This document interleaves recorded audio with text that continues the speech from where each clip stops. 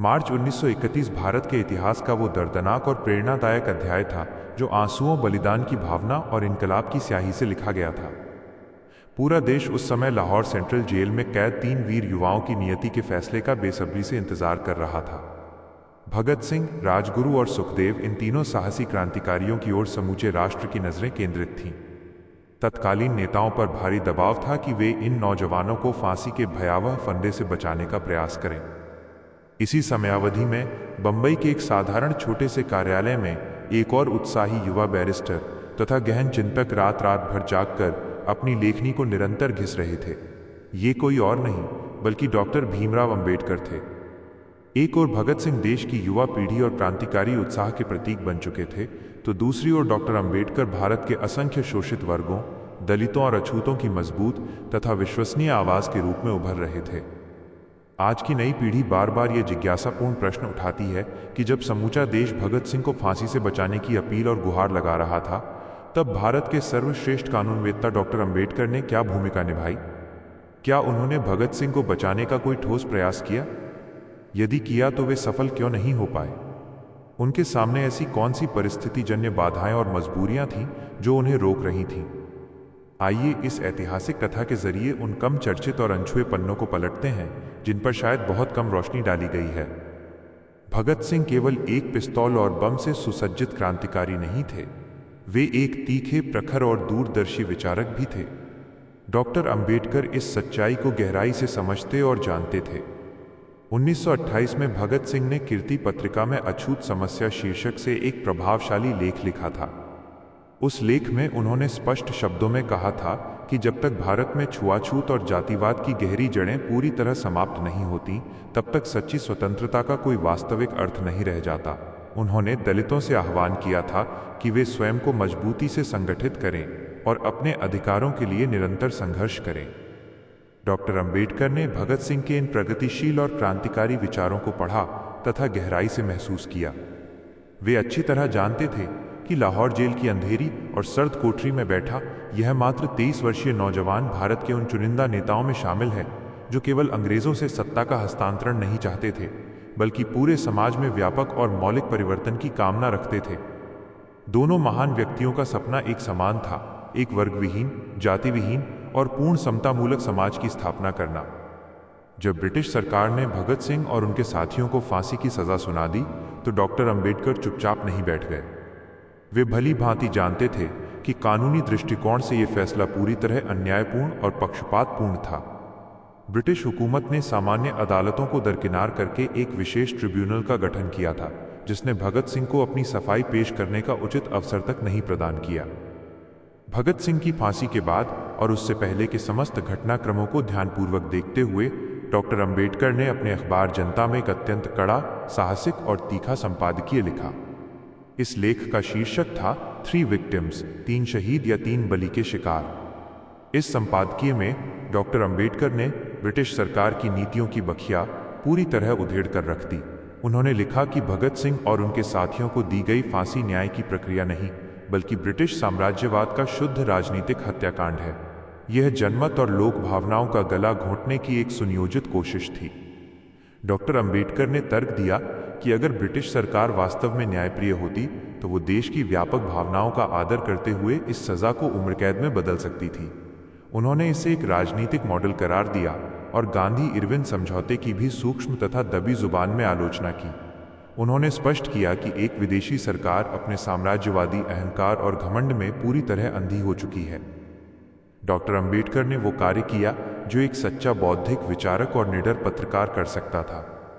उन्होंने ब्रिटिश न्याय व्यवस्था को विश्व पटल पर पूरी तरह नंगा कर दिया और उसकी सच्चाई को उजागर कर दिया।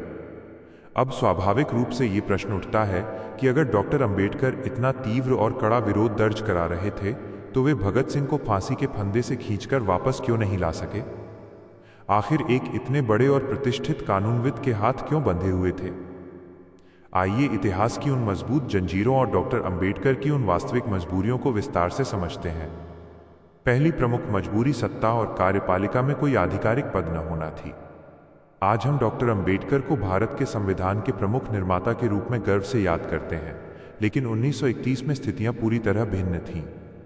उस समय वे न तो वायसराय की एग्जीक्यूटिव काउंसिल के सदस्य थे और न ही ब्रिटिश न्यायपालिका में कोई ऐसा उच्च पद धारण करते थे जिससे वे किसी की सज़ा माफ़ करा सकें या उसे रद्द करा सकें। फांसी की सज़ा माफ़ करने या बदलने का अधिकार केवल ब्रिटिश वायसराय लॉर्ड इरविन और ब्रिटेन के सम्राट के पास था। डॉक्टर अंबेडकर केवल एक साधारण नागरिक, वकील और शोषित समाज के उत्थान के लिए समर्पित नेता की हैसियत से ही अपनी आवाज़ बुलंद कर सकते थे, जो उन्होंने पूरी ताकत, साहस और दृढ़ता के साथ किया। दूसरी महत्वपूर्ण मजबूरी मुख्यधारा की राजनीति और कांग्रेस का प्रभुत्व था। उस काल में ब्रिटिश सरकार के साथ राजनीतिक सौदेबाजी करने की असली ताकत केवल भारतीय राष्ट्रीय कांग्रेस और महात्मा गांधी के पास थी। 1931 में गांधी इरविन पैक्ट की प्रक्रिया चल रही थी। ब्रिटिश सरकार मुख्य रूप से गांधी जी की बात सुन रही थी, क्योंकि उनके पीछे एक विशाल जन आंदोलन खड़ा था। डॉक्टर अंबेडकर उस समय की इस सौदेबाजी के प्रमुख हिस्से नहीं थे। अगर कोई व्यक्ति वायसराय पर प्रभावी राजनीतिक दबाव डालकर फांसी रुकवा सकता था तो वे महात्मा गांधी थे, डॉक्टर अंबेडकर नहीं। अंबेडकर का राजनीतिक प्रभाव उस समय मुख्यतः शोषित और दलित समाज के उत्थान तक ही सीमित था। तीसरी मजबूरी ब्रिटिश सरकार का जिद्दी और अड़ियल रवैया तथा भगत सिंह को लेकर उनका गहरा खौफ था। अंग्रेजों की नज़र में डॉक्टर अंबेडकर एक ऐसे नेता थे जो कानून के दायरे में रहकर अपने समाज के लिए संघर्ष कर रहे थे। वहीं भगत सिंह उनके लिए एक अत्यंत खतरनाक और विद्रोही तत्व थे। ब्रिटिश साम्राज्य भगत सिंह के क्रांतिकारी विचारों और उनके बढ़ते प्रभाव से बेहद भयभीत था। अंग्रेज किसी भी कीमत पर भगत सिंह को जिंदा नहीं छोड़ना चाहते थे। ऐसे में डॉक्टर अंबेडकर द्वारा दी गई कोई भी कानूनी दलील या अपील ब्रिटिश हुकूमत के बहरे कानों तक पहुंचने वाली नहीं थी, क्योंकि फैसला अदालत का नहीं बल्कि साम्राज्यवादी अहंकार और राजनीतिक स्वार्थ का था। चौथी बड़ी मजबूरी दो मोर्चों पर एक साथ लड़ाई थी। डॉक्टर अंबेडकर उस समय एक साथ दो बड़ी अमानवीय ताकतों से जूझ रहे थे। एक तरफ ब्रिटिश साम्राज्यवाद की जड़ें थीं, तो दूसरी तरफ भारतीय समाज में हजारों वर्षों से जमा हुआ घोर जातिवाद और छुआछूत। 1930 से 31 का समय गोलमेज सम्मेलनों का था। डॉक्टर अंबेडकर वहां दलितों के लिए पृथक निर्वाचन मंडल की मांग कर रहे थे। उनका पूरा जीवन और संघर्ष उन करोड़ों लोगों को सामाजिक अन्याय की फांसी से बचाने में लगा हुआ था, जो हर रोज भारत के गांवों और शहरों में अपमान और शोषण झेल रहे थे। डॉक्टर अंबेडकर की सबसे बड़ी मजबूरी ये थी कि उनके पास न्याय की गहरी समझ तो थी, लेकिन उस न्याय को लागू करवाने की पर्याप्त राजनीतिक सत्ता नहीं थी। वे अंदर ही अंदर गहरा क्षोभ और पीड़ा महसूस कर रहे थे कि कैसे एक प्रतिभाशाली, दूरदर्शी और साहसी युवा, जो भारत के भविष्य का एक बेहतरीन खाका खींच सकता था, व्यवस्था की बलि चढ़ाया जा रहा है। जेल की घंटी बजती है। भगत सिंह, सुखदेव और राजगुरु मुस्कुराते हुए इनकलाब जिंदाबाद के जोशीले नारे लगाते हुए फांसी के तख्ते की ओर बढ़ रहे हैं। तारीख तय थी 24 मार्च, लेकिन अंग्रेजों के मन में इतना भय और आतंक था कि उन्होंने सभी नियम तोड़कर 23 मार्च 1931 की शाम 7:33 पर ही इन तीनों वीर क्रांतिकारियों को फांसी दे दी।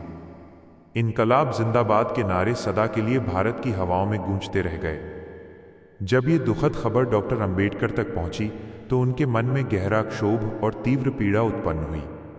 उन्होंने अपने संपादकीय में साफ साफ लिखा कि इस घटना ने भारत और ब्रिटेन के बीच एक ऐसी गहरी खाई खोद दी है जिसे शायद कभी पाटा नहीं जा सकेगा। डॉक्टर अंबेडकर ने भगत सिंह की शहादत को व्यर्थ नहीं जाने दिया। उन्होंने उनके क्रांतिकारी विचारों की मशाल को अपने तरीके से आगे बढ़ाया, संविधान निर्माण और सामाजिक न्याय के रूप में। दोनों का रास्ता अलग अलग था। एक का रास्ता बलिदान और क्रांति का था, तो दूसरे का रास्ता कानून, शिक्षा और संवैधानिक संघर्ष का था। लेकिन मंजिल एक ही थी, एक स्वतंत्र, समतामूलक, शोषण मुक्त और न्यायपूर्ण भारत। आज जब हम भगत सिंह को याद करते हैं तो डॉक्टर अंबेडकर की उस गहरी पीड़ा को समझना आसान हो जाता है कि वे इस प्रतिभाशाली युवा के चले जाने से कितने आहत हुए होंगे। भगत सिंह ने अपने मात्र 23 वर्ष के छोटे से जीवन में वो कर दिखाया जो कई पीढ़ियां मिलकर भी नहीं कर पाती। आइए अब उनके प्रमुख कार्यों और ऐतिहासिक योगदानों को विस्तार पूर्वक जानते हैं। भगत सिंह ने महसूस किया कि केवल कुछ नेताओं के भाषणों से आज़ादी नहीं मिलेगी। युवाओं को वैचारिक रूप से मजबूत और तैयार करना आवश्यक है। इसलिए उन्होंने मार्च 1926 में नौजवान भारत सभा की स्थापना की। इसका मुख्य उद्देश्य युवाओं में देशभक्ति की ज्वाला जगाना, सांप्रदायिकता का विरोध करना और एक धर्मनिरपेक्ष, समानता आधारित समाज की नींव रखना था। 1928 में भगत सिंह, चंद्रशेखर आज़ाद और अन्य क्रांतिकारियों ने मिलकर हिंदुस्तान रिपब्लिकन एसोसिएशन का नाम बदलकर हिंदुस्तान सोशलिस्ट रिपब्लिकन एसोसिएशन कर दिया। इसमें सोशलिस्ट शब्द भगत सिंह के विशेष सुझाव पर जोड़ा गया। उनका स्पष्ट मानना था कि सिर्फ गोरे अंग्रेजों को भगाकर काले अंग्रेजों यानी भारतीय पूंजीपतियों को सत्ता सौंपना सच्ची आज़ादी नहीं है। वे चाहते थे कि देश के संसाधनों पर किसानों, मजदूरों और आम जनता का पूर्ण अधिकार हो। जब साइमन कमीशन के विरोध के दौरान लाला लाजपत राय पर क्रूर लाठीचार्ज हुआ और उनकी मृत्यु हो गई तो पूरे देश में गहरा आक्रोश और निराशा छा गई। इस राष्ट्रीय अपमान का बदला लेने के लिए भगत सिंह, शिवराम राजगुरु और चंद्रशेखर आज़ाद ने 17 दिसंबर 1928 को लाहौर के पुलिस अधिकारी जॉन पी सैंडर्स को गोली मार दी। इस घटना ने पूरे भारत के युवाओं में नया जोश भर दिया और अंग्रेजों के मन में खौफ पैदा कर दिया। 8 अप्रैल 1929 ये भगत सिंह के जीवन की सबसे रणनीतिक और यादगार क्रांतिकारी घटना थी। ब्रिटिश सरकार पब्लिक सेफ्टी बिल और ट्रेड डिस्प्यूट बिल ला रही थी, जो भारतीयों के मौलिक अधिकारों और मजदूरों की हड़ताल की आज़ादी को छीनने वाले थे। भगत सिंह और बटुकेश्वर दत्त ने दिल्ली की सेंट्रल असेंबली में खाली जगह पर 2 बम फेंके। उनका उद्देश्य किसी को मारना नहीं था। उन्होंने पर्चे फेंके जिन पर लिखा था, बहरों को सुनाने के लिए धमाके की जरूरत होती है। बम फेंकने के बाद वे भागे नहीं, बल्कि इंकलाब जिंदाबाद के नारे लगाते हुए अपनी गिरफ्तारी दे दी ताकि वे अदालत को अपना राजनीतिक मंच बना सकें। जेल में भारतीय और यूरोपीय कैदियों के बीच होने वाले भेदभाव के खिलाफ भगत सिंह और उनके साथियों ने एक लंबी और ऐतिहासिक भूख हड़ताल की। यह हड़ताल पूरे 116 दिनों तक चली। इस दौरान यतीन्द्रनाथ दास शहीद हो गए। इस भूख हड़ताल ने पूरे भारत को झकझोर कर रख दिया और हर घर में भगत सिंह का नाम गूंजने लगा। उन्होंने अदालत का उपयोग अपनी विचारधारा को पूरे देश तक पहुंचाने के लिए किया। भगत सिंह एक असाधारण पाठक, लेखक और दार्शनिक थे। जेल में रहते हुए उन्होंने कई डायरी और लेख लिखे। उनका सबसे प्रसिद्ध लेख मैं नास्तिक क्यों हूं आज भी तार्किक सोच और विवेक की बेहतरीन मिसाल माना जाता है। उन्होंने धर्म के नाम पर फैले अंधविश्वास, सांप्रदायिक दंगों और जातिवाद पर गहरी चोट की। भगत सिंह केवल एक शरीर नहीं, बल्कि एक जीवंत और शक्तिशाली विचार थे। डॉक्टर अंबेडकर ने उस समय कहा था कि व्यवस्था ने एक व्यक्ति की जान तो ले ली, लेकिन उसके विचारों को कभी नहीं मार सकती। एक ने हंसते हंसते फांसी का फंदा चूम लिया और दूसरे ने जीवन भर शोषितों के लिए कलम घिसकर भारत को ऐसा संविधान दिया जो आज भी लोकतंत्र को जिंदा रखे हुए है। जब जब देश में अधिकारों की बात होगी, अन्याय के खिलाफ आवाज उठेगी, तब भगत सिंह का इनकलाब और डॉक्टर अंबेडकर का संविधान दोनों कंधे से कंधा मिलाकर खड़े नजर आएंगे। इनकलाब जिंदाबाद का नारा गूंजता रहेगा और उसके बाद भारत के संविधान की एक झलक दिखाई देगी। जय हिंद। इनकलाब जिंदाबाद। आज की इस वीडियो स्क्रिप्ट में बस इतना ही। यदि आपको हमारे द्वारा बनाया गया बाबा साहब और शहीद भगत सिंह पर यह वीडियो स्क्रिप्ट कैसी लगी तो आप हमें कमेंट करके जरूर बताएं। दोस्तों, आज की इस स्क्रिप्ट में बस इतना ही। इस चैनल मिस्ट्री जंक्शन पर मैं बाबा साहब के जीवन से जुड़ी छोटी बड़ी सभी जानकारी, ऐतिहासिक तथ्य और प्रेरणादायक कहानियां लेकर आता रहता हूं। यदि आप बाबा साहब को पसंद करते हैं और इनके बारे में और अधिक गहराई से जानना चाहते हैं तो हमारे मिस्ट्री जंक्शन यूट्यूब चैनल को सब्सक्राइब कर लें। वीडियो को पूरा देखने के लिए धन्यवाद। उम्मीद करता हूं आपके विचार भी बाबा साहब की तरह प्रगतिशील और अच्छे होंगे। जय भीम, जय भारत, जय संविधान।